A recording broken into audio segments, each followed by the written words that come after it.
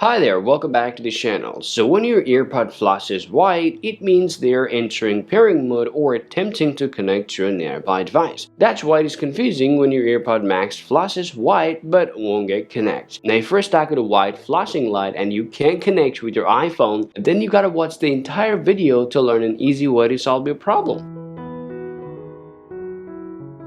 Now to solve the problem, there is a couple of things that you guys have to need to check. First, all you have to do is just go ahead and press and hold only the noise cancellation button unless you see the pop-up get prompt on your iPhone.